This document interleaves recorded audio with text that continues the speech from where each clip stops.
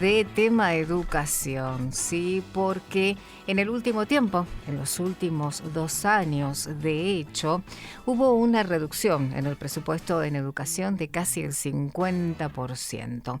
Así que para hablar de este tema le agradecemos que esté comunicado con nosotros a Javier Curcio. Ya en breve vamos a estar hablando con él. Él es investigador IEP y también UBA CONICET y director del Departamento de Economía de la Facultad de Ciencias Económicas de la UBA. Como te decía, 50% menos de presupuesto educativo en los últimos 2 años. Y allí lo tenemos comunicado a Javier. Hola Javier, Lucila Estrada de Radio UBA te saluda. ¿Cómo va? ¿Qué tal? Buenos días, mucho gusto. Mucho gusto. Gracias por tu tiempo con nosotros, Javier. Bueno, hablamos de reducción en presupuesto educativo en los últimos 2 años. ¿Cómo se fue dando esta reducción y por qué? Sí, efectivamente, es una combinación, podemos decir, de las estrategias de motosierra y licuadora que la nueva gestión trajo a nivel nacional y que implicó una reducción de casi 50% en los 2 primeros años de gestión. Estamos analizando los datos cerrados a 2025 y también las proyecciones para 2026. Entonces ese 48% de reducción, más específico, entre fines de 2023 y fines de 2025, siempre medido en términos reales, ¿no es cierto?, descontando la inflación, lo que nos muestra es una caída muy fuerte en todo el sistema educativo, también el sistema científico-tecnológico, pero son otros valores. De nivel similar la caída, pero son valores que se analizan por funciones separadas, digámoslo así. Y cuando miramos hacia adentro, todas las partidas del Gobierno Nacional en Educación fueron afectadas. La más fuerte fue el FONID, el Fondo de Incentivo Docente, que fue eliminado a comienzos de 2024, y eso fue acompañado también con ajustes muy fuertes en el resto de los programas que apuntan a la educación en sus niveles obligatorios, digámoslo así, hasta antes de la educación superior, y todo el ajuste del financiamiento universitario, que también tiene toda una serie de problemas adicionales y temas que básicamente afectan salario, fue menos fuerte en funcionamiento, etcétera. Cada nivel y cada sector tiene sus matices, pero en promedio hoy tenemos 1 de cada 2 recursos de los que teníamos hace 2 años, y eso es una caída muy fuerte, inédita y de imposible cumplimiento con los niveles de calidad que los desafíos de desarrollo requieren, ¿no es cierto? Javier, vos nombrabas al FONID. ¿Qué función tenía el FONID? El Fondo de Incentivo Docente era un complemento salarial que el Gobierno Nacional aportaba a las provincias y que representaba entre un 5 y un 15% del salario de los niveles de educación obligatoria, educación inicial, básica y media, donde las provincias son las que se hacen cargo de pagar los salarios. Bueno, este incentivo docente, así es como se llamaba, fue creado en el marco de la crisis, una de las tantas crisis previas que tuvimos hacia el final del siglo XX, y a partir de ahí el Gobierno Nacional sostuvo esa proporción del salario. Frente a la caída de este fondo, en el marco de toda una caída de transferencias muy importante en provincias, porque muchas funciones se eliminaron del Gobierno Nacional, el ajuste es muy muy fuerte, aunque en educación es más fuerte que en promedio el resto de las funciones, y eso, bueno, ha hecho que algunas provincias han logrado compensar una parte de esa caída salarial con recursos propios y otras menos. Entonces eso también expone un sistema educativo más desigual a partir de este retiro o este menor involucramiento del Gobierno Nacional. Y esto que me estabas diciendo me lleva a preguntarte cómo es el tema de la responsabilidad financiera entre nación y provincias, cómo es el tema de cómo se financia la educación, ¿no? Sí, bueno, eso depende de los niveles de gobierno. La Ley Federal de Educación del 94, que luego fue modificada por la Ley de Educación Nacional de 2006 y varias normas complementarias, hacen que confluyan en la educación los distintos niveles de gobierno, los gastos del funcionamiento de la educación obligatoria hasta la educación superior y también la educación superior no universitaria, todo lo que es fuera de las universidades, cae en cabeza de las provincia se hace autónoma de Buenos Aires, y el gobierno nacional tiene algunas funciones que básicamente buscan compensar y garantizar el gobierno del sistema, la equidad y la posibilidad de tener niveles homogéneos. Bueno, eso siempre fue muy débil para el gobierno nacional, y en estos últimos años con este retraimiento lo debilita aún más y pone más tensión sobre la inequidad educativa y deja a merced de las posibilidades provinciales en cada caso, bueno, con muchos problemas de cohesión y equidad territorial. ¿Y esta caída de presupuesto de casi 50% afectó más a algunas provincias que a otras, o todas se ven afectadas por igual?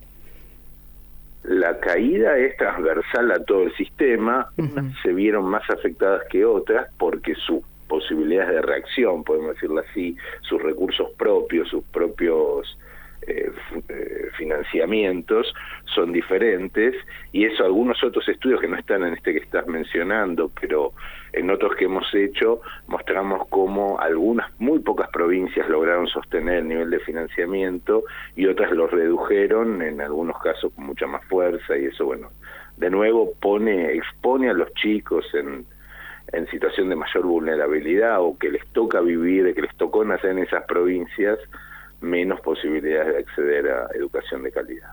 Sí, porque aparte uno piensa en educación y uno dice, bueno, nivel inicial, nivel secundario, facultad, universidad, ¿no? Pero ¿qué hay de las becas, no? Y de los programas especiales también. No, también son parte, el recorte fue transversal a todos los sectores. Hay un programa, ese programa del Plan Nacional de Alfabetización, que fue creado como contracara de todas estas reducciones, pero fue creado con muchos menos recursos, todavía con una ejecución incipiente, e incluso con el ajuste de este último año, que es ajuste sobre el ajuste, donde una de las cosas que no hablamos es que si no se modifican los créditos, si no hay un respaldo y un nuevo financiamiento para lo que queda del año 2026, la educación volvería a caer este año y caería 13% más. A ese casi 50% le sumaríamos ese 13% adicional durante este año, y eso también alcanza este proyecto, que es el que de alguna manera el gobierno nacional propulsó, porque el argumento del gobierno nacional es que las provincias se hagan cargo de la educación, a las universidades por otro lado las desfinanciamos, y que porque se reestructuren, porque tienen capacidad ociosa, tuvo toda la acusación sobre las auditorías, etcétera. Todos argumentos que pueden tener algo de verdad, en el sentido de que es necesario modificar muchas situaciones en la universidad, en todas las instituciones, pero ninguno de esos cambios se hacen con niveles de recorte del 50%. Entonces digo, no hay una falsa preocupación por resolver o por mejorar el sistema, y hay un llano desfinanciamiento de estas instituciones, ¿cierto? Claro, de esto que vos decís, calculo que se desprende que el punto es ver cómo se asignan los recursos, no más que seguir haciendo recortes. Bueno, el gran desafío es cómo lograr un sendero de sostener financiamientos que de alguna manera sean solventes, y es cierto que el gobierno tenía que acomodar sus cuentas, pero la forma de acomodar sus cuentas no es necesariamente abruptamente al déficit cero y eliminando todo tipo de desfasajes, sino buscando un sendero que permite la sostenibilidad. Si uno exagera en el ajuste, ese ajuste trae más ajuste y nos entramos en una espiral de ajuste acumulado que es muy difícil salir, y lamentablemente Argentina está en una situación en ese esquema que tiene que ajustar, y que de alguna manera, bueno, es parte de los desafíos que tiene la situación actual. Sí, y lamentablemente es la educación, y también, bueno, tenemos que nombrar la salud, y son pilares fundamentales que, bueno, están garantizados a través de la Constitución, ¿no?